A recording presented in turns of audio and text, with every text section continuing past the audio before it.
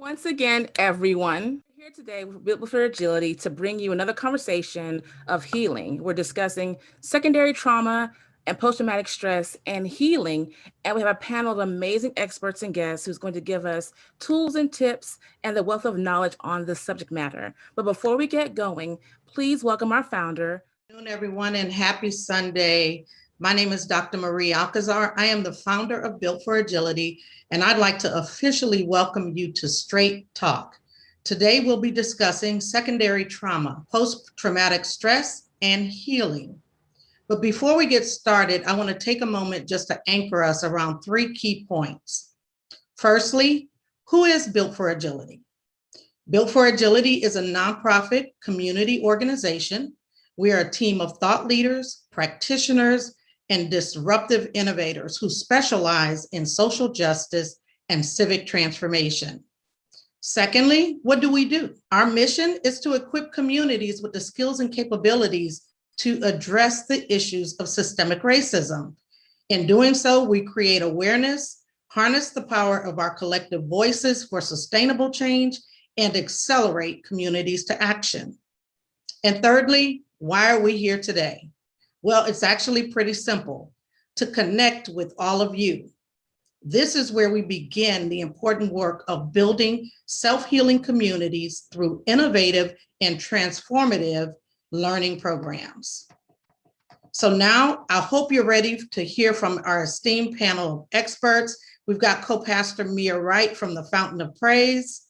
We got Miss Gladys Hollis, licensed professional counselor, Detective Lance Watkins of the Baytown PD.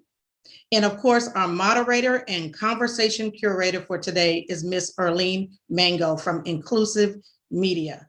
Again, I say welcome to all of our guests on the panel, as well as those of you listening in.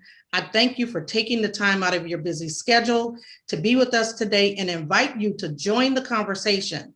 We ask you to submit any questions or comments in the Zoom chat feature. And now, without further ado, I'll turn it over to Arlene. Thank you, Dr. Alcazar, and welcome panelists once again. Before we get going, we want to make this interactive and interesting. So I want to show a little of a video demonstrating secondary trauma and explaining to those who may not understand what it really is.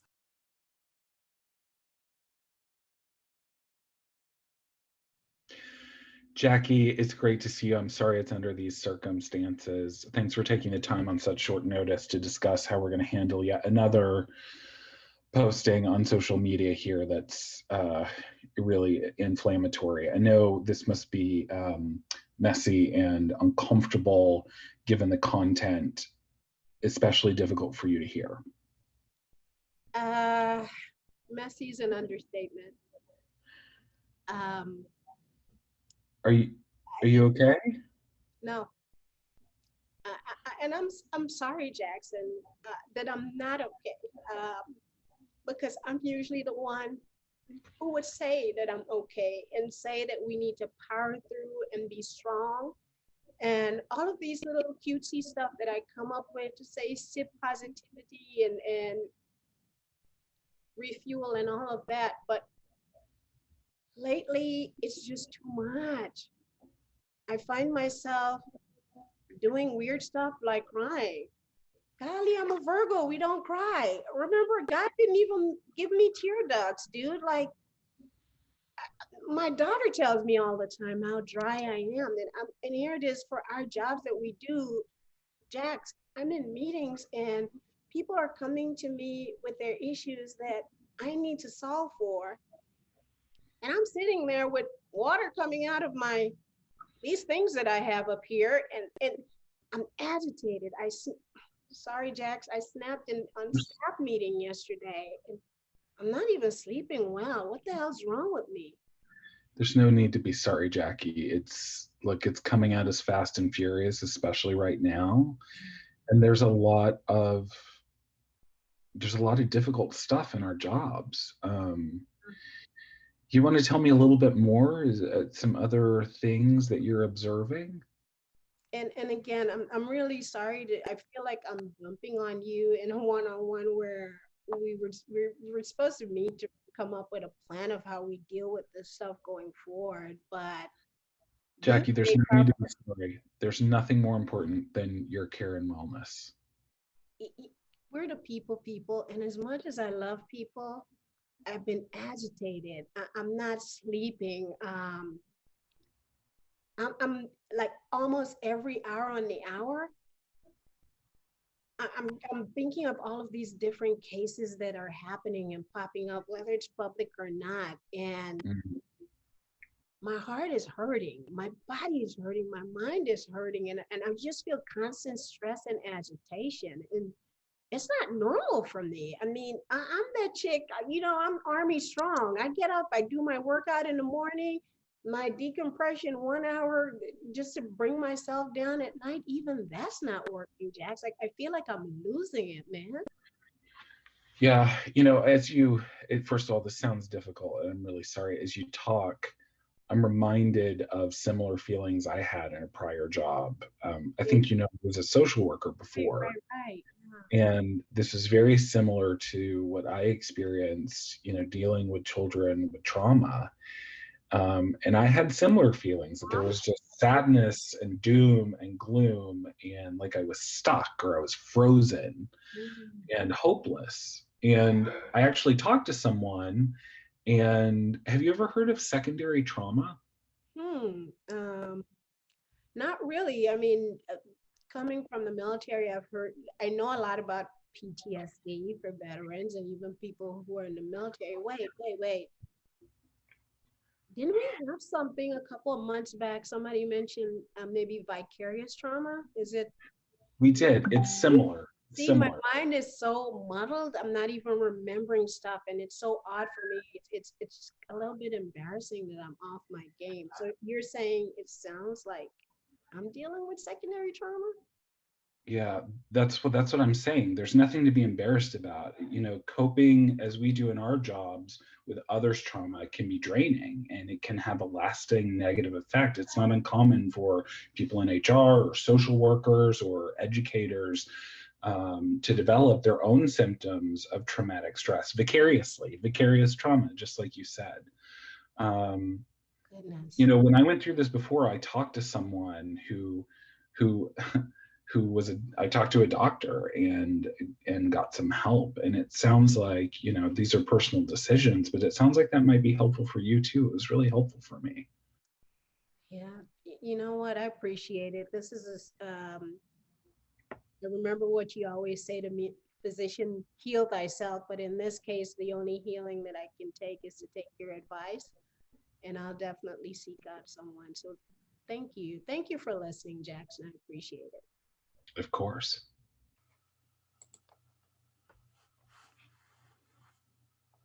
All right. Thank you so very much for taking that time and listening and watching that story and having a better idea of secondary trauma. And that's what we're going to be talking about today. Secondary trauma, post-traumatic stress, everything that's happening. And I think the past year, we can recognize these things in ourselves. So with our panelists, I do want to ask a simple question.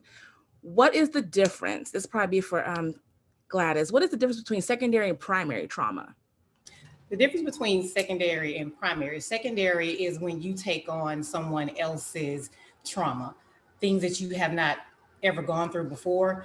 And primary is things that you have gone through, where if you're a cancer patient, and you're actually going through the chemo treatment, that will be somebody that's primary. A person who's dealt with abuse, sexual abuse, that's primary. Secondary is somebody that's I guess, an EMT that's dealing with patients, and they're picking up patients who was in a car accident, and the trauma was so excruciating for them that they tend to take on that type of trauma that that person went through. They didn't necessarily go through it themselves, but they're actually seeing it every single day. So that's the difference between secondary and primary.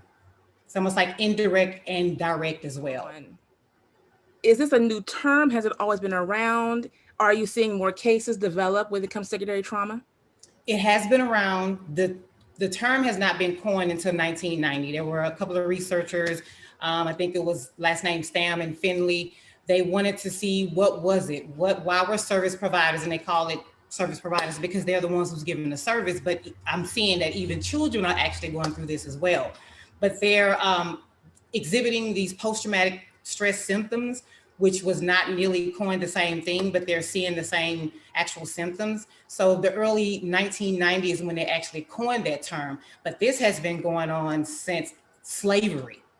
I would take it back then, that post-traumatic stress has been within us, and it's generational, and we never knew what it was. We didn't understand it. We knew we were going through some things. We knew we were feeling all of these emotions, but we couldn't quite get a grip of what it was. Because oftentimes we do tend to take on the health of others, the things that they go through, because we're trying to understand them. It's the humanistic characteristics of us. And so we tend to take that. So as early as slavery, this is not something that's new at all. Before I ask everyone else, please let us know what are some of the symptoms and signs that are kind of recognizable with secondary trauma? Isolation is one. You tend to isolate. Irritation is like all those eyes. Irritation, you're impaired. Your judgment is impaired. You tend to not even want to deal with people. You tend to feel, it's almost hypochondriac. I don't know if you heard of that term, where people tend to take on symptoms that other people go through because you're seeing it every single day. That's to name a few. Pastor Mia, I know this is not, you're not a therapist, but you are a counselor for your congregation and people that you interact with. With everything going on and knowing the terminology, understanding the definition, what have you witnessed in your role in your life and in your career with secondary trauma and who you take care of and who you manage? I think overall, it's something that does affect people in many aspects of life. We're having the conversation around it mostly because right now, a lot of people have become aware of what it is, and they have experienced it, particularly during the season of social unrest, whether it has been something that's affected people such as the George Floyd murder, or if it's been things that have affected people such as the political unrest that's happening with the Capitol insurrection. In life in general, people do experience it. We see a lot through the church because people come hurting to church many times. We often say the church is a hospital. It's a hospital for broken souls. And so people experience these types of post-traumatic stress syndromes, and it's expressed in so many different ways. And they often don't know how to process it. They don't know how to deal with it and understand exactly what they're going through. They feel like many times they have to become the spokesperson for all African Americans on their job. And so why am I the only spokesperson? Or you have to become the spokesperson for all Black females. And it's like, why am I the spokesperson for all Black females? And so you often find yourself put in uncomfortable positions where you can't even process the pain that you're experiencing or even understand why you're experiencing that pain. So as it presents in the spiritual realm, it's then processed in some ways to people start to feel sad, or people feel lonely, or people feel as if unsupported, or as if God doesn't care, or perhaps God isn't in this circumstance, or I've been praying, asking God, why am I feeling this? And then I can't break it. Maybe we feel like it's the blues, or we feel like, I can't shake this. I have something that's pressing in on me. It's, I think some people have even described it as having a heavy spirit. And, so in the church, our response to that is really to try to help people to see and understand what it is, and then to seek God spiritually through that pain. There are times, whether you're sitting on a psychologist's couch, or if you're sitting in front of a counselor and you're trying to talk through it, or if you're listening to a sermon, that you have to identify what the source of a pain is. And when you can identify it, you name it, you don't necessarily have to own it as your own, but you recognize how it is hurting you, how it's harmful to to you and why, and you begin to try to understand why. And then you seek those answers. How can God help me through this? How can God bring me out of this circumstance or bring me out of what I'm feeling? Or how do I see what the future can hold for me? And show people there is a method, or there's a way that we can process these things that we're thinking, so that it doesn't become part of our permanent psyche and part of our own personal narrative. So the church sees it for sure. We try to address it, try to help people identify what it is, understand why it is affecting them and impacting them, and then help them to take ownership and control of it, moving forward through it, but not just getting stuck where they are feeling the way that they're feeling. Thank you. Thank you. Just Lance. to add to that, like she was saying, as far as not understanding it or not even knowing how to cope with it, you first have to understand what the word trauma means. And trauma is pretty much something that's unexpected. It's an untimely event. And then you have no emotional, psychological, social ties to it. You don't understand it. And so that's key, pretty much understanding what it is that you're going through. Because a lot of us will go through it and we, like she said, I mean, it feels like it's a heavy burden. We're not trying to figure it out. And then some of us don't want to deal with it. They don't want the help. They feel like, I don't want nobody in my business. They want to keep it to themselves. And that's a lot of the issues that some of us have, because we want to try and deal with it with ourselves. And we feel like people will be in our business because we don't understand it. So and we fall to the coping skills. We cope with it different ways. It's not healthy. And we're not helping ourselves. Because you first have to understand it. Have to understand it. So how do you diagnose trauma though?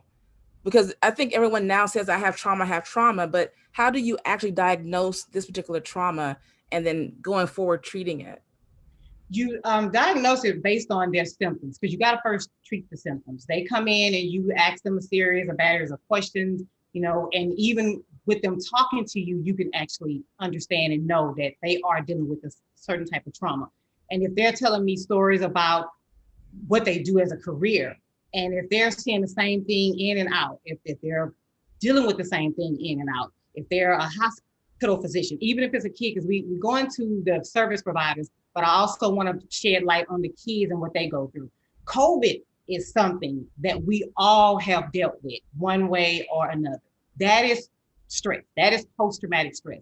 And so if you deal with people who lost their jobs, people who lost family members, that's how you can tell if a person is actually going through the post-traumatic, or we say post-traumatic stress because they intertwine, they're interchangeably. It's also secondary trauma, because then you have those people who have friends of those who lost loved ones. You have those who isolated themselves and they're not able to cope. So those are some of the signs that you see people coming in with that, because they cannot function. They cannot do the things that they would normally do that they have done before. Thank you so much. Lance, let me ask you a question. Dealing with law enforcement and the layers that go along with that, how have you and others recognized the trauma and secondary trauma in your officers? And how are y'all working to kind of get them treatment and get them help? A good question. For so long, law enforcement personnel, police officers, were never thought of as people having trauma or could actually experience it, because it's part of our job. It comes with the job. We deal with a part of society that most people either A, don't know how to deal with or don't want to, right? So when you are a police officer and you get that phone call, or when dispatch sends you somewhere to help a person, you're the one that's going there with the answers, or that's the assumption, right? So you put your trauma and your personal feelings and how you deal with things to the side. You don't go in there. You don't go, and if you're actually facing some type of traumatic event, right? You don't bring that with you to work. You just go through the motions, because we're required to wear multiple hats, deal with multiple situations where we don't have time to even deal or recognize our own trauma. And unfortunately, a lot of police officers seek counseling, right, in other ways other than speaking to a licensed professional counselor, because it's looked upon negatively. Because if you think about it, here's a police officer, and if other people know that this officer is going to see a counselor, we got to get past the stigma of, if you're going to see a counselor, It doesn't mean you're crazy, right? Yeah. So what'll happen is, hey, wait, Lance is going to see a counselor. I don't want him as my partner, so you kind of keep that bottled inside. And then you just deal with your own trauma yourself. But what I'm going to say now is that lately, and it's each individual police department is doing this, they're starting to recognize that addressing the issue of trauma is the route to go. So many officers have problems and they don't want to talk about it for fear of being ostracized, possibly losing their job. Because if you have a mental health condition or the trauma has built up so much in you where you can't put it in a you can't compartmentalize it anymore in your brain, right? And you're suffering, the last thing you want to do is let your higher ups know that you're not doing too well, because now they can't really put you on the street, right? Right. How do I deal with society if I'm not well? So pretty much individual police departments are starting to look at it and take it seriously. I just would love to see that as people move forward, as we move forward, that we recognize the value that comes with counseling. So a lot of times we have been taught, you're strong, you can handle this, you've got this. But the psychological weight of what many people are dealing with is so heavy that there is absolutely nothing wrong with seeing a counselor. And, I remember growing up even hearing this. No, our people don't do that. Our people don't go to counselors. We don't do that. And so we have almost minimized the need for whole healing, for wholeness. The Bible says, beloved, above all, I wish that thou may prosper and be in good health. And when we think about that, that includes being in good health, includes not just our physical health, our spiritual health, our psychological, emotional, and mental well-being. And that's one of the things that I like, that many churches today are trying to address the whole aspect of what it means to be human, so that we can understand humanity and the divine, and help our lives to connect to the divine. But when we only take part of our bodies and consider that being good health, and good health means eating right and exercise, and sickness is only cancer or high blood pressure, and without realizing that they're diseases of the mind that affect us. And then there are issues of the heart and circumstances and matters that we haven't processed well, that hurt us and harm us in the long run. And as Detective Watkins has said, many times people begin to self-diagnose and self-medicate. And that self-medication looks like, taking pills. That self-medication looks like smoking weed. That self-medication looks like, bad behaviors that aren't necessarily good, but they can be harmful to you. It looks like, I like what you said, Gladys. Is it Dr. Gladys? I'm sorry. No, it's just Miss Oh. It's Gladys. Okay. Gladys is good. I like what Gladys said earlier about, I think it was her, or maybe Detective Watkins, about, kind of repetitive behavior. So if you're in a job and you're doing the same thing in the next job, it's relationships that become repetitive. It's the same behaviors that are not good for you. They're not positive. So recognizing those things, those patterns that tend to set us back or hold us back in life, and keep us from becoming whole again, it's important. And then also being able to get beyond what we consider the dark side of therapy, not letting somebody know your business. Listen, that counselor is licensed. That counselor, that pastor is licensed. They're being taught and trained to be able to direct you and to help you process that pain or trauma that you're dealing with, so that you can break those patterns of behavior that are harmful to you and get through those things that are keeping you back. And so getting a licensed counselor is so important. If somebody said your blood pressure is 300 over 120, you would go to a doctor. If you have pain in your body, you would go to a doctor, because you see that there's a need for somebody who is more educated to the circumstance than you are. And so in the same manner, when there are matters of the heart or matters of the head that you can't process it on your own, go to a doctor. It's not realizing sitting in silence is the most deadliest type of pain that you can put yourself through. Yes. And thinking that you're the only person going through it. Right. And I always say that's a trap of the enemy, Right. to hold us back, to think that you're the only person that's going through it or that has been through this type of trauma or pain. You're not. And there are people who have been through it, and there are people who are successful in coming through it. And everybody may not tell their personal story, but there are a lot of people, or enough people, who will share, that they have been to a counselor and how it has really helped them. And I know it helps me tremendously. And I know it's taken me more than one to find the right fit, but I had to keep pushing myself to do that. But let me ask this question. With 2020, we sat at home. All of us was home in front of our TVs more, our devices more, because everything was coming to us virtually. How much of media has contributed to our secondary trauma? Beforehand, we were able to just ignore things when you wanted to, or just walk away, drive away, change rooms, change the channel. You really couldn't do that much last year, even now. How much is media playing a role in the trauma that we're experiencing?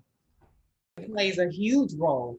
I mean, because at the time of COVID, you could have done two things. You could have came into a new profession. You could have worked on yourself. To me, it was a time for realigning, resetting, reflecting, also listening to the news and trying to figure out what's going on. But I think a lot of us sat and we took in all the negativity. We didn't process anything that was positive, what was going on. Yes, not negating those who lost jobs and other things that happened. But at the same time, that was a time to bring about a new us, a new individual, things that we were wanting to do, things that we aspired to be, things that we could have just said, okay, well, let me look at the things that I have done in my life, the things that has happened, see how I can change things, see what I can do to help others. And I think we took more time just to sit back. TikTok became huge, doing videos, dance videos. You did see some spiritual aspects in that. I love what a lot of the preachers have done, which is they made everything to where you didn't have to be in the doors. It was streaming live, so nothing stopped. I think some of us stopped. And I think that's the trauma in itself, those who actually stopped. And I get it. There were some who, because they lost jobs, things did stop, but you were still breathing. So I do think social media did play a big part, because as people are seeing other people going on and they're seeing what they think to be true, what people are putting out there may not be true. It could be something totally different, because a lot of us want to pretend that we have so much and we are still doing well when we're really not. And people take that, instead of looking within their own selves, they want to look at what others have and what others are doing instead of perfecting themselves. So I do think that social media played a huge part in just a lot of people having post-traumatic stress. Pastor Mia, what are your thoughts on that? Oh, definitely. I think people measure, this is what I say, don't measure yourself by people's best. Because what I post on social media, I'm not going to post my ugliest picture. I'm going to choose the best looking picture I have. I'm not going to post the dirty house. I'm going to post the cleanest corner of my house. And so whatever I post, I'm always posting my best. And people are often measuring themselves at their worst by somebody else at their best. And, we find that we become our worst critic when we start to compare ourselves to somebody else, first off. And rather than taking where you are and building to become your best, you can be inspired by somebody on social media. Now, don't let me do state that, because somebody can inspire you, but don't compare yourself, because there's a very big difference, and it can cause trauma for some people, because you can feel like, why is everybody else being blessed and I'm not being blessed? But we don't know what the backstory is either. See, now realizing the fact that you're talking, that's a blessing. The fact that you're breathing. Come on now. Yeah. Absolutely. Right. And we don't know what the backstory is. I mean, so often we see somebody like, wow, it looks like that person just boom, arrived on the scene. But we don't know what they have been doing beyond that to prepare themselves to arrive on the scene. We don't know what doors. And then we're also not the one that opened doors for people, because God is the one that opens doors. And so, if we sometimes feel like, well, somebody opened the door for that person to go into that room, and they could have opened a door for me, but maybe they weren't ready for you because you hadn't put the work in yet. So I like what you said, Gladys. You could be doing this. COVID was a time that did give us all the opportunity to pause and reset, right? So whether it was considering time with your family. I think that's another thing. If I just say this, some people were saying, I heard someone say, I didn't really get much accomplished during COVID. I watched a lot of TV, which some people did, right? Some people caught a lot of series, and but other people went to school. Other people built businesses. And if you start to like compare yourself, well, I didn't do that and do that. I think you just need to take a moment of reflection, ask yourself, what did you do? And reevaluate, what did you do? Did you spend more time with your children? Did you spend more time focusing on the things that you needed to, like maybe it was preparing your house or maybe you built a garden? Those things, everything is important in life, right? So don't look back and say, I wasted my time or I did nothing. Find something of value out of what you did and reset yourself with that. And then if you're looking to do something else, start where you are and build it. Do you feel society discounts the value of mental health services?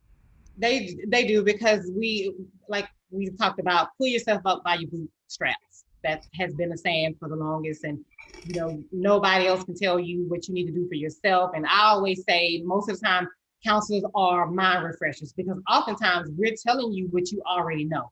But because just going throughout the day and you just running and rushing and not taking the time for yourself, you tend to forget or you tend to lose it. So I always tell the people I work with, hey, I'm just a mind refresher. I'm just telling you something that you either forgot, and I'm just helping you, giving you those tools to get you back on track. So but they do. A lot of people do see it as a weakness that you have to go to a therapist. And even if you don't go to a therapist, you have the people that you work with. You have people who are in the same field as you. Even if you're talking with them, trying to figure out what they did, having that support group around you, it's the same thing. Even if you necessarily feel that you don't want to go to a therapist, or you may not have the money to go to a therapist, you can use the people that you work with as well.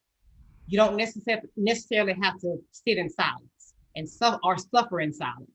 Absolutely. Absolutely. I do want to move into the root of the matter where it can start a little bit sooner. But before we do that, I want to take a few moments and show everyone this amazing interview that I did with Dr. Victoria Marron. We had a long conversation, but I took a little bit of it to share with you when she figured out she had secondary trauma, how she's treating herself, and where it all started. So.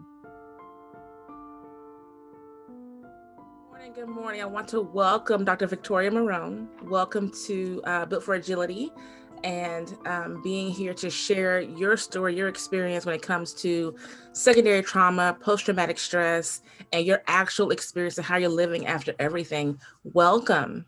Thank you. Thank you. I'm just incredibly honored. Who would have thought that we'd be here talking about especially this topic?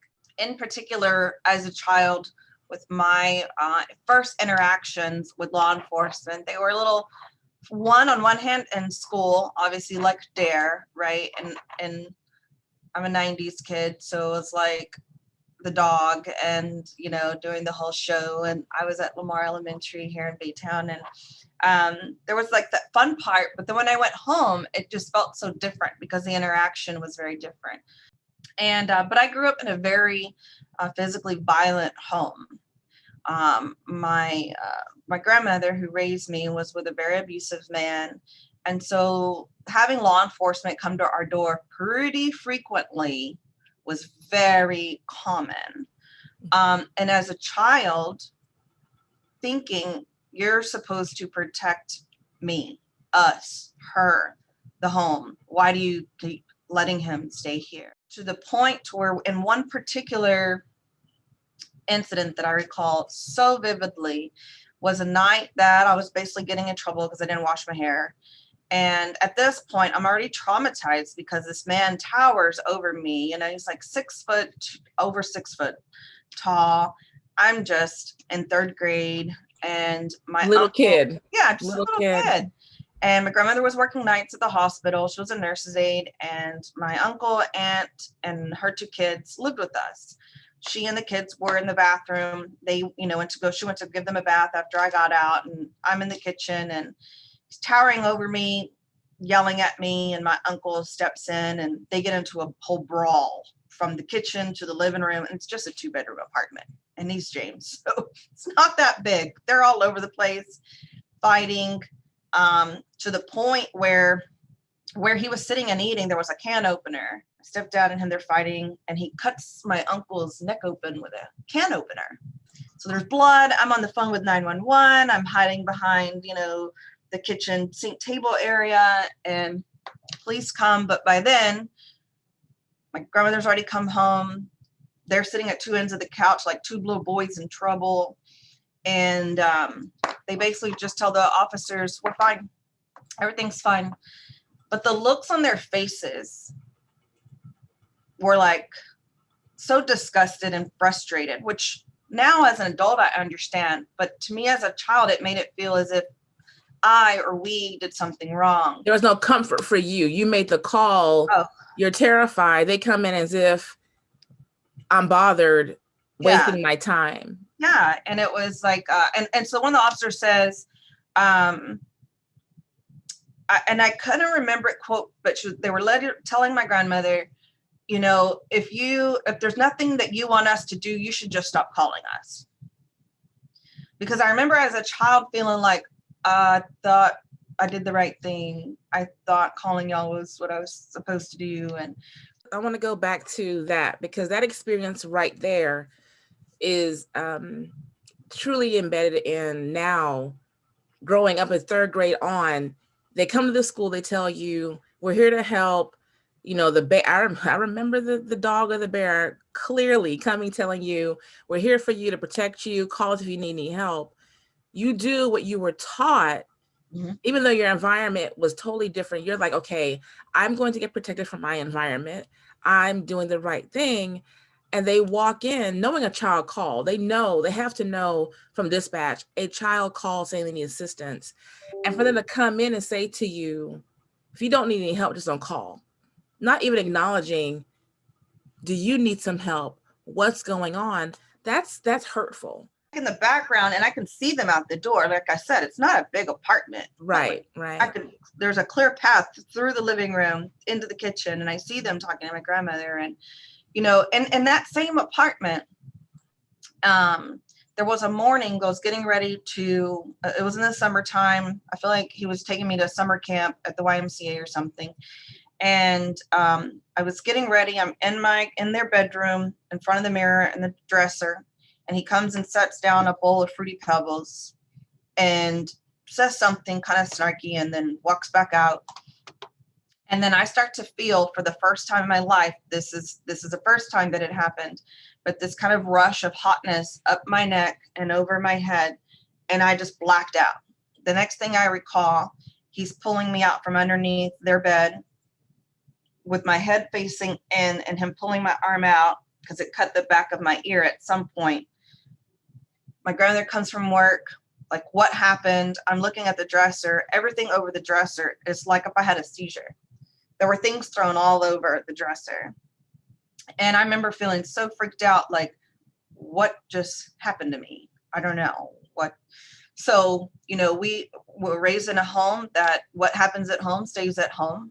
Sometimes I had insurance, sometimes I didn't. So I was never taken to the doctor. So for literally 40 years now, I never knew why that happened, but then it kept happening at different times in my life. That anxiety, that buildup, that heat. Yeah.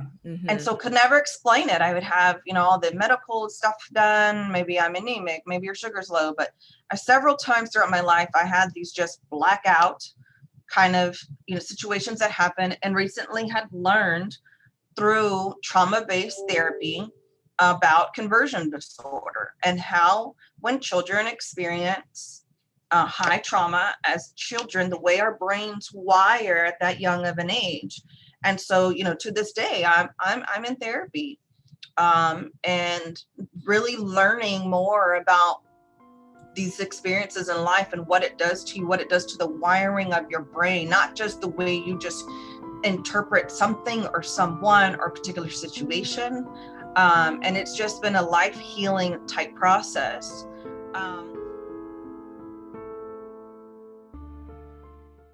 Thank you for your time. Thank you. Dr. Marron is an amazing woman who has a big story to tell, but everything for her, she realized that living in that environment and growing up, her experience with police and her the people in her home was like a snowball into her life and what was going on with it, and her trauma, how she dealt with her marriage, her children, and her career. So talking about secondary trauma in children, when it comes to diagnosing it, do you recognize that sometimes there's a lot going on beforehand that has amplified the trauma currently? As a therapist, yes. And and a lot of adults don't like to hear this, but oftentimes our parenting is trauma for kids. I remember my husband said once before, it's hard trying to redirect you out of your child. And sometimes we see that within them and we don't think about when we were a kid and some of the things we do. And then that stigma where men don't cry, all emotions are good emotions. I see a question and I've read it and I want to make sure I don't ignore that question where they were saying, how do you deal with it if your kids are dealing with PTSD? That's family therapy. I want to say that family therapy is something because you want to make sure that not only are you understanding it, your kids are able to understand and they can articulate what's going on, whatever the issue is. Hospitals also have like groups that you can have that your kids can go to where it's depending on what the issue is. If it's post-traumatic stress, they have like group settings where kids can go and they can talk to other kids because like we were talking about earlier, sometimes we think that we're alone and we're not alone. It's a lot of us, I'm very passionate about kids. That is my heart. And so when it comes to kids, we have to truly pay attention to our kids because they're talking to us every day, even if it's through the anger, even if it's through how they get attitudes, because I have a 17-year-old. And it's the grace of God, like Dr. Mia, yes, pastors, I love you, the Bible. If it wasn't for that, that's first and foremost. That's Christ. And then everything else falls into place. I would never put my counseling over Christ because without him, I would not know what it takes to raise a son because right now we truly need that. So for that mother or father who's asking that question, yes, family therapy is the best thing for that situation when you have teenagers dealing with that because we don't know. And young men is quick to say, that's why I don't talk. I don't want to talk. They want to keep their emotions stifled. And I'm pretty sure the officer, detective, he can attest to that, just dealing with young men and the men that he have to encounter in his field. And I see it as a school counselor. Kids are struggling. And then when they struggle, the parents struggle. When the parents struggle, everybody is struggling. So for that person who asked that, yes, if you can find a therapist who can work with them, also do family therapy because you want to be on the inside understanding your child as well. Hey, Earlene, I'd like to give an opportunity to take a couple of questions, comments from our audience that's online. I'm going to unmute Miss Mary White. Okay. Good afternoon. Good afternoon. Good afternoon. Yes, thank you. I made the comment about as an educator, elementary, middle school, and high school, we see our children, especially our African-American males who are misdiagnosed by teachers who don't understand that they have experienced childhood trauma, divorce, seeing their mom being abused, experiencing trauma at home and not having anyone to talk them through it. And they bring that to the classroom and it's a behavior outburst. But a teacher who doesn't understand it's a behavior based on trauma, they send them to special education to be tested when it's actually it's a cultural response to a in-home trauma. And so we need to train our educators to notice the triggers, to notice what triggers that child to want to misbehave, what we consider, and it's actually a response to trauma, divorce, seeing parents being abused, no food, having to be the care provider for your siblings when you're a young child yourself. So all of those pieces are traumatic to our children, and it affects their academic and their social emotional learning. They can't because socially and emotionally they might be 10 or 11, but that's a chronological age. But emotionally they're at a 5-year-old or a 4-year-old because no one has taught them how to work through those triggers. Let me add to that. Dr. White, thank you for being on the stream today as well. There's a lady in the chat, one of the attendees, I just missed her name, Natasha Davis, who just said about how a lot of us grew up with the whatever happened in this house, whatever goes on in this house stays in this house. The truth is that it never stays in the house. It is expressed in some form or another outside of the house through that person, through the individuals that live in that house. And so, like as Dr. White just said, they see it in the education system. I'm sure Detective Watkins will say they see it in the streets. We see it in the church. It's seen in the job. It's seen as children, and then as they progress into high school, as teenagers, and into college, if they go to college, or into the workplace. And so, unless we deal with the traumas that we have endured, unless we deal with them and process them and learn how to overcome them or manage them. Someone said triggers earlier. Knowing what those triggers are so that we respond and not react. That is a very important thing to think about. How do you respond to them and not react to them? Because reaction is something quick, fast, make you go a certain way. But a response is a thoughtful process where you begin to think, if I encounter this again, how am I going to come through this? Right. We definitely don't match it. And that's what some adults do. I see it all the time. We match the child, and we're the adult. I see it all the time where a kid will say bruh, and a teacher, I hear him in the hallway, I'm not your bruh. And that's their language. And once you just got to allow a kid to come to you the way they see fit and the way they know how. And don't worry about how they addressing you, because it's a name. What's in the name? You know who you are as an adult. Why should that even affect you if they're calling you the terms that they use? And so it's all about not matching them and tolerance. But that the doctor who just spoke, you're right. It's the intolerance. I see it all the time with kids, kicking them out. They have to come to me, and then I have to put on the next year is what I'm doing, talking to the teachers, letting them understand how to deal with certain kids, because they can deal with some kids that can do the same thing. Let Johnny do it is okay. But Roderick, Derek do it, it's totally different.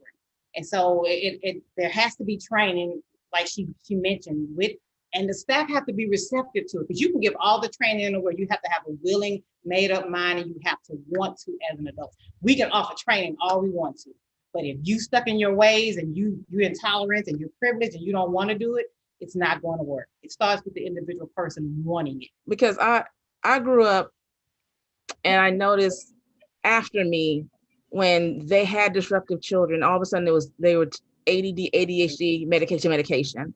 And there was a comment in the chat where so many kids been misdiagnosed. So when it comes to, and now we're in the mindset of let the children feel their feelings. They have a voice.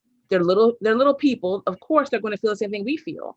So how do you go about recognizing in the children? How do you treat children and adults? What's the difference? And where do you see the most trauma? Do you see it more in kids? Do you see it more in women, men? What does it look like? It starts at home, and it starts with upbringing. It's generational. If you raise your kid with more talking, with more making sure that their feelings are validated, if you have a wrought iron and you putting it down, and your kid, but like how I grew up because I said so, and you never really had a voice to say anything, then you grow up submissive. You grow up feeling like you don't have nothing to say, and then when you finally do say it, it come out the wrong way. I can't say who I see it more in. I can say kids because I'm around kids, and I see it with adults as well. But it starts with the rearing at home. I don't want to say raise, because raise cattle, but you rear your kids into productive citizens and being able to conduct themselves accordingly. And so if they're in a household where everybody's yelling, nobody's communicating, nobody's listening, it's a learned behavior. So it starts at home. Dr. Mia, when dealing with congregation and you have counsel, do you also bring in professionals like Gladys as well? And how do you deal with the youth with their trauma right now? We actually have a team of pastoral care leaders who are licensed counselors that we refer out. We have some on staff that have been trained for counseling. We actually have a counseling course that we provide through the church. Dr. Scott Davenport leads the Hope Advising course. And so each year we train about 50 people to become professional licensed counselors. And they provide some of the lay services. In addition to that, then we refer out when necessary. My husband and I, Dr. Wright, we recognize that some of the professional skills are, we haven't been trained in those areas. And so where we can provide spiritual guidance and counseling, we will, But then where there is psychological need, we'll refer out to a professional services. We have quite a bit going on in our chats. We definitely want to get our viewers in on the conversation. One particular, I think it was a Sadine, said hidden family secrets are sent to the grave to only return to the next generation. And I think you said that, Gladys, definitely those family secrets. We don't speak our business is brought up. Also, another comment was incarceration is a response to trauma as well. Many are just with the young kids, they're coping. They can't, and it's from the school bus to the jailhouse. What kind of symptoms, what kind of treatment do we put in place for kids and adults? You figured out what's going on at home. They're listening now. What do we put in place for them? Well, let me say this. I think that this is where the whole community, it takes a village to raise a child, comes into play. Because if parents are having their children in church, then, church prior to COVID, where we could all gather and we had events and such, we're slowly heading back into that area, but also being very conscious of how we do that in the presence of COVID-19 virus still being rampant out here. But we have counselors. We have people that are, our spiritual leaders for even the youth programs go through some type of awareness training. They aren't the licensed counselor, but they're at least aware. And if there's something that needs to be referred to or something watched or something like, hey, maybe this might be a problem here, then this is where all of it comes together, where parents can talk to, I don't know, this beeping. I don't know if that's me beeping. I apologize if it is. But that's where we all come together to do the work. So it takes the school system, it takes the church, it takes all of us together to recognize and be aware, and then I like what somebody said. A lot of times it takes our educators being trained, but everybody is not going to be a licensed counselor. But to at least be aware and know when it's time to refer somebody or to speak to somebody else on behalf of a child, because it does take a village. And in terms of adults, we have programs, we have events, we have things that help people. And when people recognize and reach out, as an adult, I always say I don't call people. This is kind of a thing that I have. I don't call people. So if somebody comes up to me and says, hey, will you call my sister because she's going through XYZ? No, here's my phone number.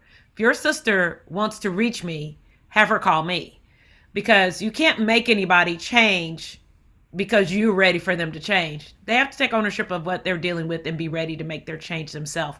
But I think what we do is we normalize the things that are necessary. So we normalize counseling. Like Detective Watkins said, in the police force, we normalize the ability and accessibility, but also going to a counselor. Just as we expect our police officers to be physically fit and to go to the gym, some of them don't look like they've been in a long time. We expect them to be physically fit in case they have to run somebody down, right? We expect them to go to the gym. So in the same way, in their 40 or 50-hour work week, why can't we incorporate counseling for them as well as a part of what needs to be done on a regular basis? Same thing with pastors. Pastors need counseling too. We have to be accountable to each other and to our congregations and to God. And so, yes, we need to be in that space where we're okay with counseling as well. Thank you. Thank you. So we have Jasmine Washington, who was in the chat. Please, Jasmine, welcome and share your thoughts. On which part? I'm sorry. Everything has been going so fast. Whatever you want to share. Touching back on. So I'll touch on the children. It's these kids are diagnosed, like what happens next. And not even just children, I think for adults as well. Going through mental health at some point in my life, I think I can see both sides of the spectrum. Once I was diagnosed, of course, the diagnosis alone was traumatic for me, because I'm like, oh my gosh, so basically you're telling me I'm crazy. There was this stigma, and I was very knowledgeable about psychology and mental health, but I was like, I'm the one helping people, so how can it be me? So the diagnosis alone was a traumatic experience, and I think that's where I kind of got stuck at, because once you have this diagnosis, it just kind of stops. Okay, you're going to take this medicine. This is what you're going to do. You're going to see me once or twice a week, and that's it. But it's like when you sent me home, you traumatized me and then sent me home to unpack that myself, and I didn't know how to do that. The same thing with children. You tell a parent, okay, your child is going to be diagnosed with XYZ. That's a traumatic experience in itself, because now you're telling me in a roundabout way, I've done something wrong, I'm not doing something right. It's trauma that comes with diagnosis. And I think the diagnosis is the most important part, because now we've been through all of these tests and these talks, but what do I do now? How do I change? What is the plan of action moving forward? And even though you give me a plan of action, I can't control what my external environment is going to throw my way. I can't tell my external environment, don't do this because I'm healing right now, or don't do this because I'm trying to get on track to control this diagnosis. But I definitely think, like you said, with children, everybody has to be involved. It takes a village.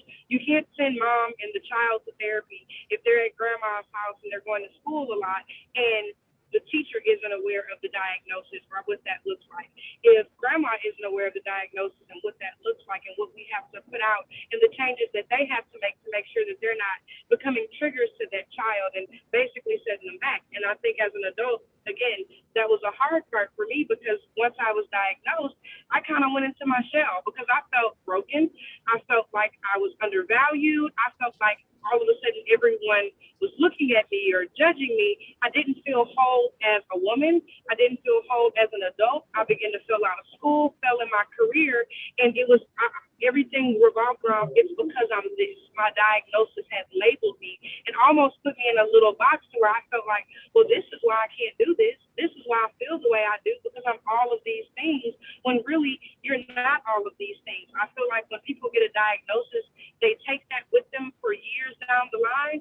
But correct me if I'm wrong, when a patient is diagnosed, a lot of time you're being diagnosed in that season.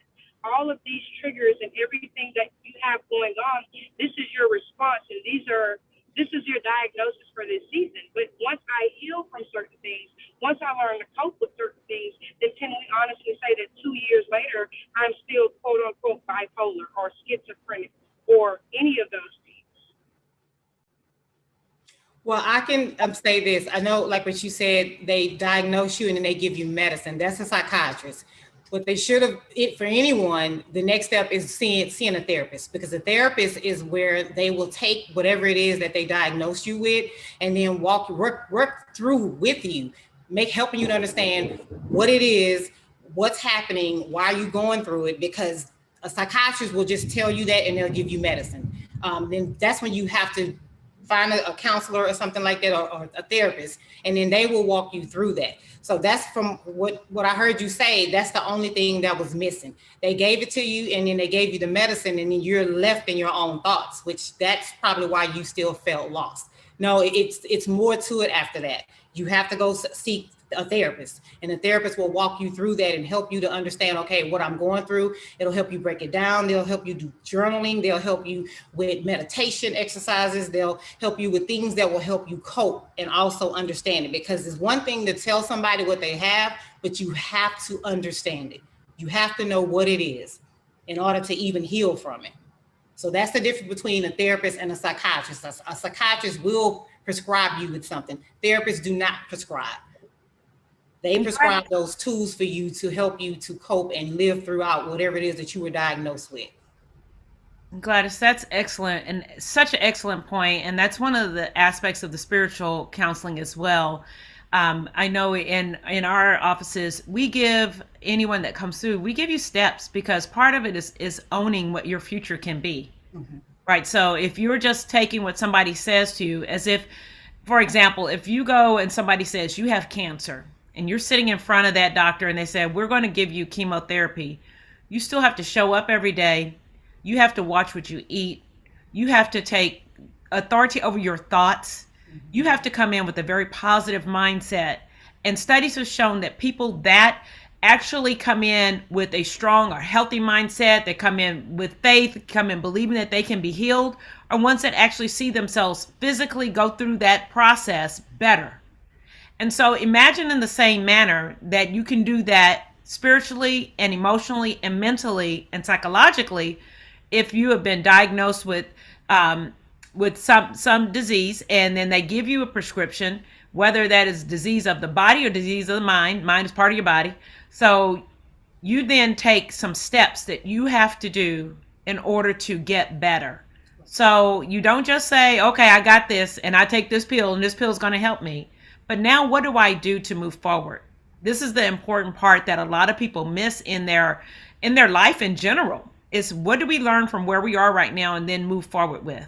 Right. And what are those steps that I should take in order to do it? And part of it, we started out by saying about processing that trauma, being able to work through it. But I love Gladys's steps with journaling, meditating. All of those things are necessary. I tell people when they come through my office, these are the 3 things I want you to do. And I give them 3 steps to do. And I said, when next time you come back to talk to me, I need to know what you did in this area. And if you haven't done anything, don't make an appointment yet, because I'm not going to sit here and repeat myself again. Right, got to do the work.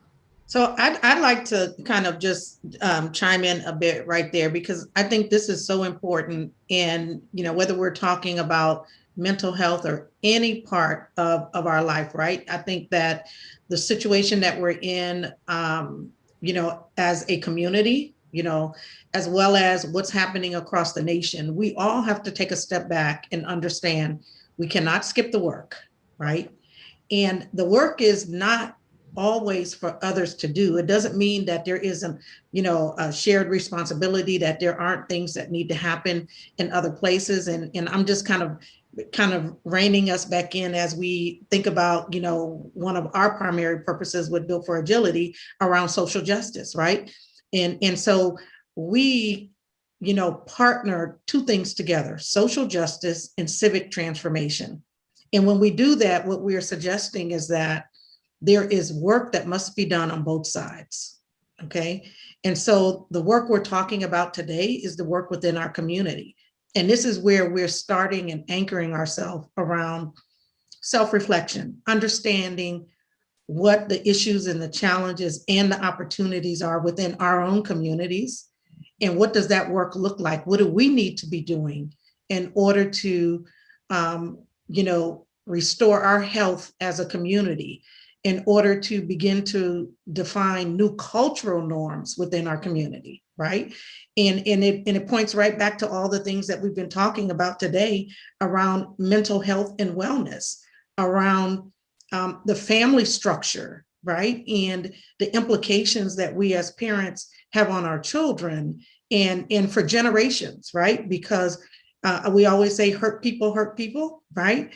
And so we as parents, if we're hurting and we're struggling, then that is transferred to our children, and even our grandchildren for generations, because we teach our children what normal is, what normal looks like. Okay. And so all of this is really, really good conversation. I want to share what a comment that Dr. Mary White posted, and she said, a diagnosis becomes a label becomes an identity, and an identity becomes a character trait. Yep. That's the DNA that we're talking about within our families and our communities. And so I just wanted to kind of, as we're having this conversation, I wanted to connect the dots, because we need to open and broaden our understanding, not just around this topic, but around where we are as a community and in the areas that we need to be focusing on and working on. And so I just wanted to share that early, and I'll pass back to you. There's another question from the panel. I'm not sure from whom, I apologize. Is discussing secrets regarding trauma a good or bad thing? It's a good thing.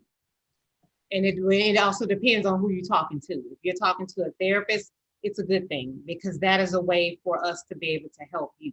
If the more you're talking, because that's what we want. We want you to come and allow us to help. We're no more good than the information that you give us. We're only as good at. But if it's anyone else, you got to be careful the people that you tell, because sometimes we can give people too much of us, and then we are mad at them when we should be. We got to be careful. We got to be cognizant and aware of the people that we're giving information to. And I have a clarification on that. It came from Ms. Jacobs, and she's asking, when they're talking to their children, do you discuss? That depends. That really depends. And I think if it is a question, then it should be done with the therapist, with someone who can guide them, because There are people that I talk to now that's family that they are dealing with some things and we have not yet even covered because it takes time. So it depends on what it is, but there are some things that should not be talked about because it has to be at a certain time and everybody has to be ready for it. Pastor Amir, any thoughts on that? I was just thinking the same thing that Gladys said. You got to unpack some of that stuff, and you can't just drop a bomb on somebody and then expect them to deal with this new trauma you just added, right? So you can't just drop bombs like that, but you do have to unpack things and help people to already put some things in some steps in process so they know how to work through some of the emotion or some of the trauma that they're dealing with already before you drop other bombs. But I did respond to Rayanne's comment on there. I do believe in healthy boundaries.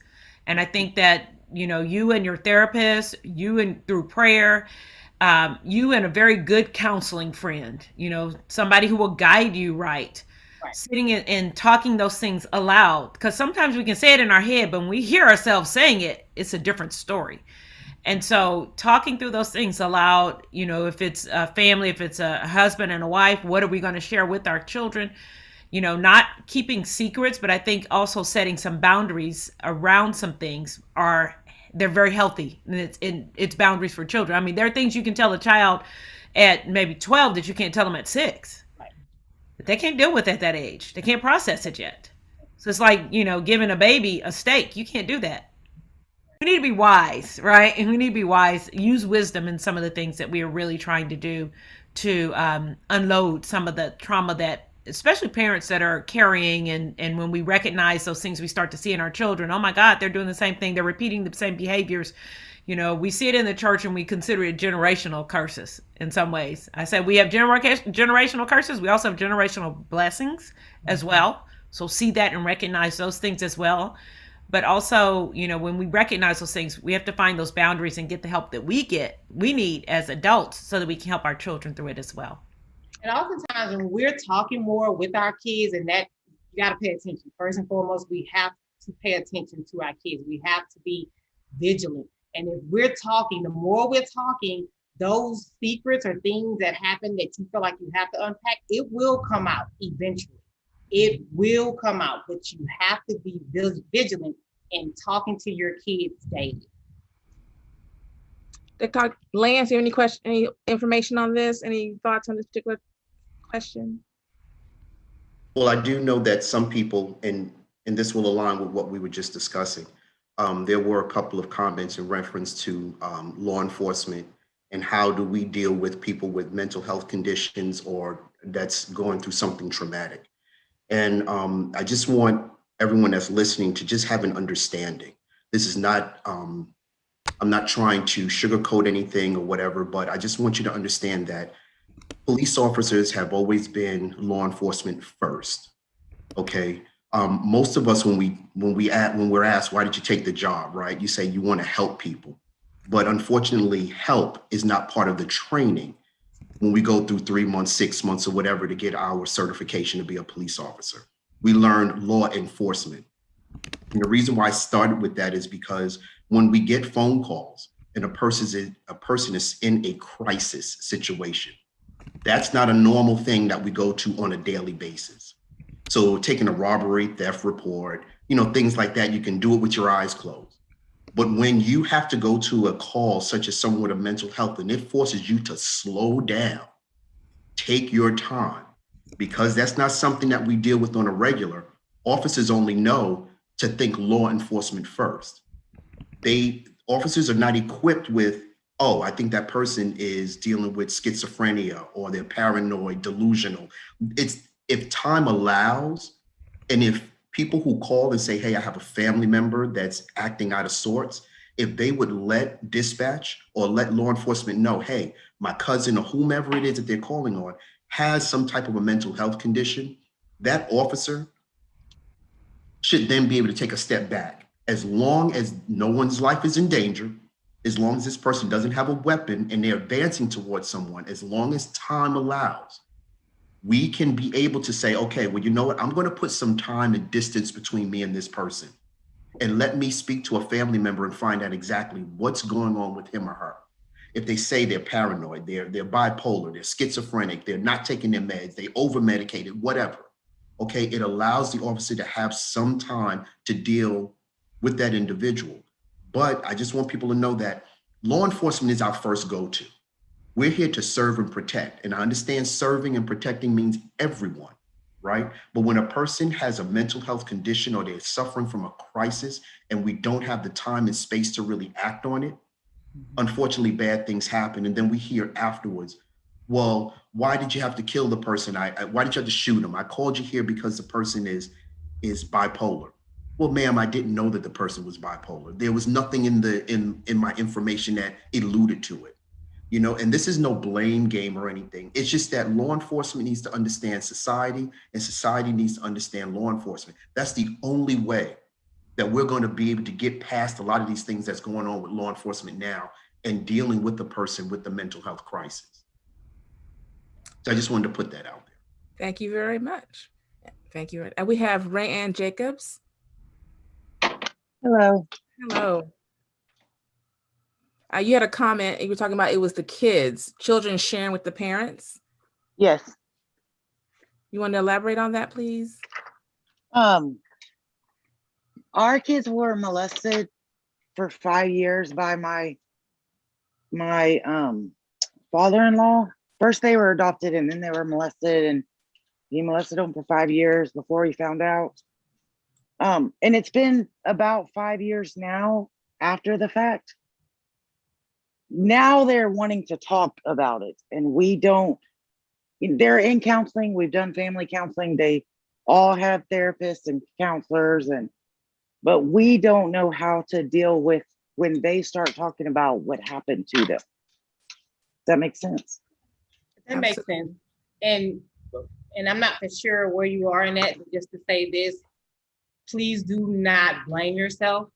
That first and foremost, don't do that, because you can't do anything with anything that happened if you never knew. So let me just say that. Second, just listening to them. I think Pastor Wright, she responded as well, which is what I would say. Just listening to what they have to say. And even if they ask you a hard question, whether they say, has it happened to you, you can only be honest, and you can only just be their support for them, because you're right. That is very difficult for somebody to have to hear about the kids that they took care of. And the first thing that we do is we tend to blame ourselves because we want to think, well, why we didn't pay attention, or why we didn't know, or how come we didn't know.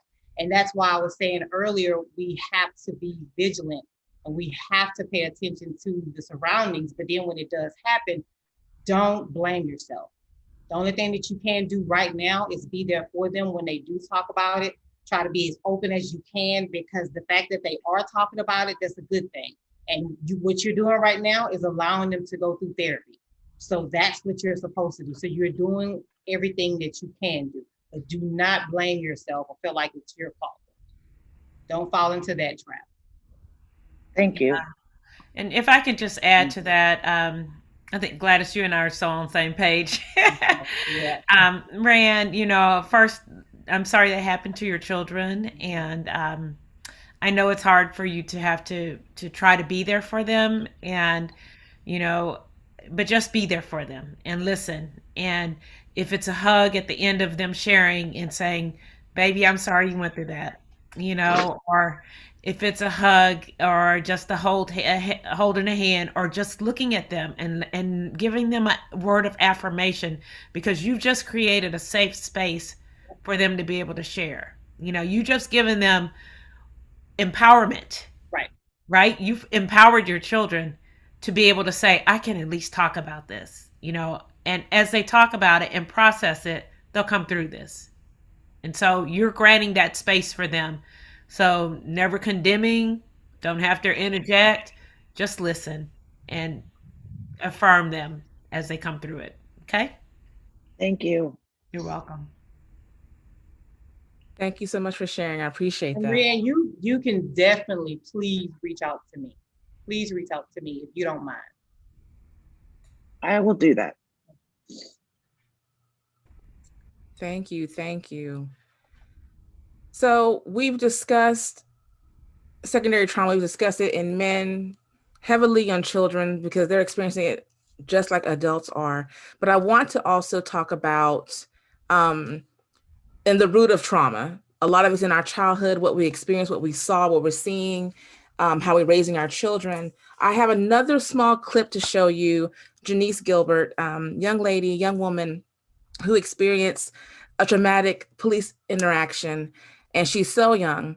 But I want to show that really quickly to lead into talking about recognizing the trauma in our law enforcement because it's falling right back onto us. So I know you've been through something that still carries with you to this day. Well, I'm Janice Gilbert. I'm 21 years old and I'm from Baytown, Texas. And what happened to me about a year and a half ago, maybe 2 years even, me and my friends, it was probably around 12 o'clock. We were heading to another friend's house to pick up something. And as the other two friends went inside, another two of us stayed in the car. And, we were just waiting. But as we were waiting, there was this guy, a white male, probably is between 40, 50 years old. He kept driving by, probably made about 2-3 rounds back and forth, just looking straight in the car, trying to see who it was in the car. And about the last time, the third time, I got uncomfortable because I noticed each time that he passed by. So I text my friends. I was like, "Hey guys, there's something weird going on. Can you guys hurry up or whatever?" And as soon as they're about to come outside, the police officers, I seen a bright light in my back mirror, and I was like, "Oh gosh!" So I looked back, and it was I looked in the back mirror, and it was about 4 cop cars. Mm-hmm. Like, oh Lord, what is going on? So I didn't even get time to even process what was going on, or even my license ready, or anything that they might ask for. Just knowing what they might ask for, driver's license and insurance. So they yelled in the intercom. They were like, "Driver, put your hands outside. Open the door and put your hands outside to where we can see them, and slowly get out of the car."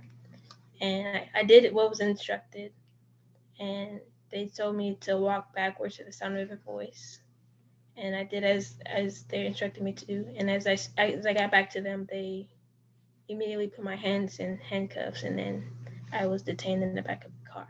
Whenever they finally got my information and they came and talked to me, they explained to me that, they got a call saying that there were some younger kids going around in people's windows in the neighborhood.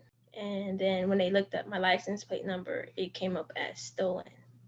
So let me ask you really quickly. So before all of that, you already felt uneasy. There was already uneasy. And so what's going on? And then when you see the police officers behind you, you get even more uneasy. Yeah.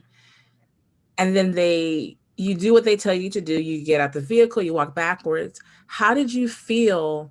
What was going through your mind? What was going through your mind during that? Actually, what was going through my mind was that I hope I don't trip or anything or make any sudden movement, because I know if I did that, it probably would have ended up wrong. The night probably would have ended up differently than how it should have. Totally differently. So that was on my mind, because I know I didn't do anything wrong, or I didn't put myself in any situation to have been in that situation anyway. So I was really calm. The only thing was just, how things could have turned out. So now they're telling you that, okay, we've got a call with kids looking in people's houses. Clearly it wasn't you and your friends, because y'all were just sitting there getting ready to go somewhere. Right. And they only detained you? No, they actually told my friend to get out the car as well, and did the same thing. She had to walk backwards to the sound of their voice. And so when did they realize instantly that it wasn't y'all and going through people's homes? I guess after the fact, well, they actually called my grandmother because they had to verify some information about the car, and that situation got handled. That was a total situation that, by itself, right? And so after that, they realized, okay, this isn't you guys. You guys were, totally innocent in this situation. So.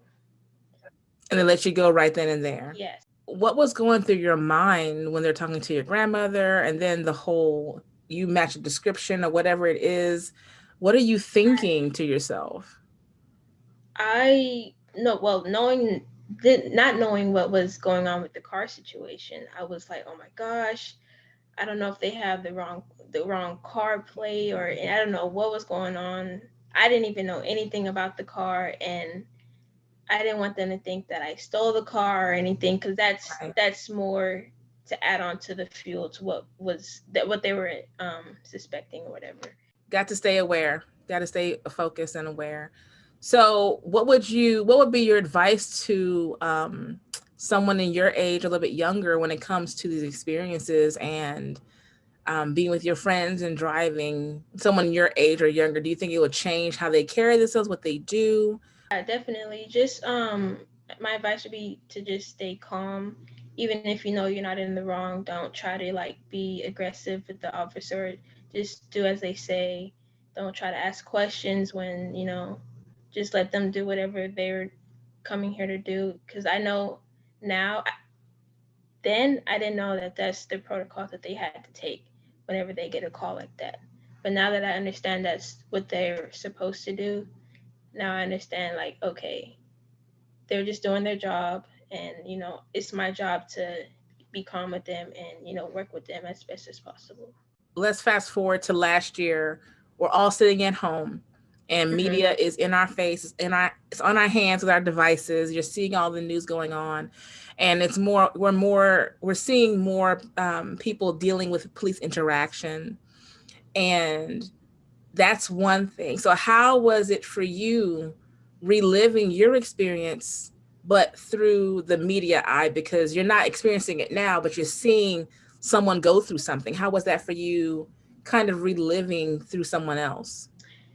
It was very like saddening, because it can happen to anyone and it can escalate differently with different people, and seeing Mhm. that it could have been me is very like, okay, this is out of control, and it is something that needs to be done, because it could be anyone, young, older, or female, male. So So one last thing, what are you doing to maintain your peace with it? So how are you now moving forward after something like that? talking about it with people. I've talked to like friends about it, and they'll give me their input and say, dang girl, I don't know how you did it, because if it was me, I don't know what Right, I would do. right. But just talking about it helps me a lot, because keeping it in, it's like, I don't know. It's not I don't like to, healthy. yeah, I don't like to keep things in. I like to, express my feelings, and, Right. just make people aware of what I've been through.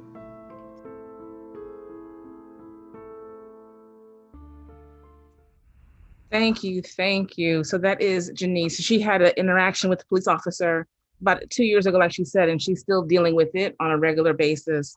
And that plays right into what our kids are experiencing, and either not talking to us. And she did tell me that she talks to people about it to try to help herself cope with it, talking about it on a regular basis and carrying herself a certain type of way, hopefully being more aware. But I think she's coping very well compared to maybe some adults. But what I want to ask would be, Lance, how do we detect this trauma in our officers to where they're not going to now put it on us, the civilians out here every day in the streets? Officers are not going to tell you that they're not feeling well. They're not going to say that I'm suffering from something traumatic. But we all know that that's the case.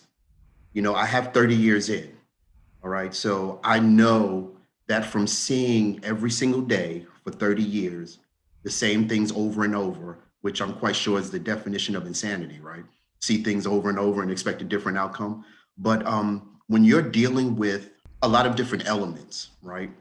And you are not really allowed to, it's never a safe space for you to actually come clean and say, hey, look, you know what, I think I need to talk to someone, or I think I need some assistance, as I had alluded to earlier. All right. So police officers, when you ask them, are you okay? Even after a shooting, and I've been in several, we're always going to give you the proverbial response of, oh yeah, I'm good. But our good is different, because Our good is different from the regular citizens' I'm good. Because we see so many things, I think we get this, we get a layer of numbness to the point where we don't even really notice when we are dealing with too much stress, too much trauma, and actually have a mental health condition. I actually teach it at our academy about, teach mental health. And I tell people all the time, I tell the officers, I said, it's okay to not be okay. We have to remove the stigma.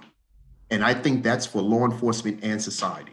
Once the stigma that's around mental health goes away and people feel comfortable discussing whatever is going on, then that will start to make things a lot better. And that will free up people to say, you know what, I'm not feeling okay. Just because you don't feel okay today does not mean you're diagnosed for life with a mental health condition. It's just a crisis. And we go through crises every single day.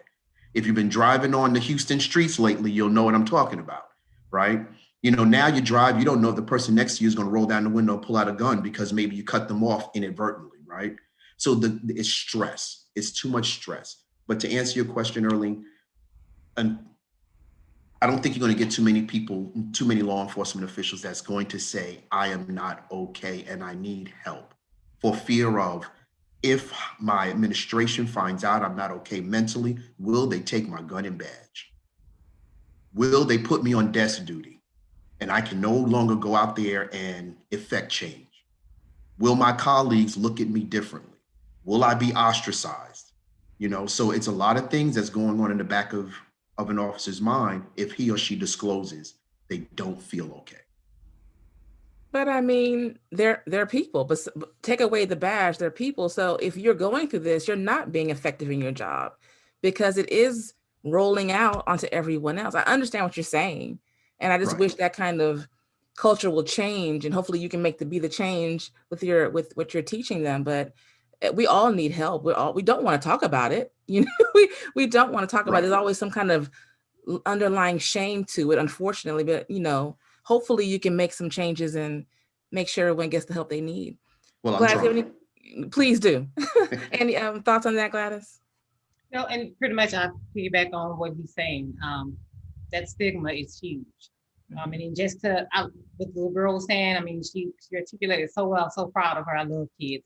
And how she just said how she dealt with it, looking back on it, what she's supposed to do, what she could have done.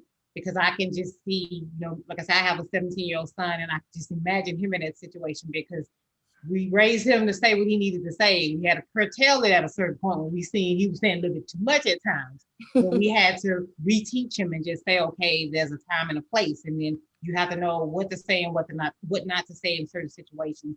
And don't always be quick to being aggressive in certain situations. Always seek for understanding in all things. Pastor Maya?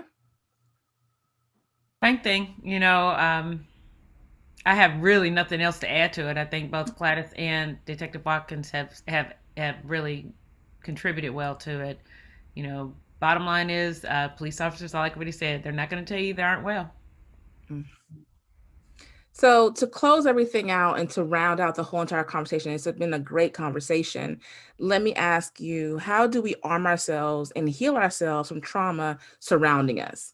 And what tools can you give us, little tidbits you can give us to kind of get us going on that? No, you go ahead if you like to. I just was thinking, we've woven, I can't talk anymore at the end of the time. We've woven a lot of the tips and things into the whole hour, but for someone that's maybe joining at the very end, part of it is really you taking ownership, and part of you recognizing when help is needed, being able to journal through those things and get help, overcome the thought that mental health is not part of overall health. It is health in general. And so take care of yourself, mind, body, and spirit. And just to add to that, just being aware, having those accountability partners, again, just using the people that's around you and just taking accountability and gravitating towards your own health. Because at the end of the day, you are working with you. You are who you go to bed with every night. How do you want to wake up every morning, and how do you want to feel, and how do you want to transpire in others and your kids as well? So it's important. Your mental health is important. Thank you. Anything you want to add, Lance? Yeah, the only thing I can say is, there's so much going on in the world, right? But we can only control what's in our in our sphere of influence, right? So all I can say to people is, you have to take a minute for yourself. Yeah. You have to carve out some time for yourself, be dedicated to that time. Don't allow anyone else to abuse it or take it away from you. If you got 30 minutes, 15 minutes to carve out, let it be for you. Reset, okay? Because the world is going to continue moving in its direction. You have to decide what lane you want to be in to keep your mental sanity. Amen. Thank you. Thank you. I think we had an amazing conversation. I think there's been so much information and so many topics that we hit on, but at the end of the day, like you're saying, accountability, recognizing it, taking time for yourself, seeking help, seeking help, seeking help. The resources are out there. And talking about resources, we have a list of resources available for everyone on our website, builtforagility.org. And Dr. Alcazar, is it just, where do we click to find the information? So it's under resources.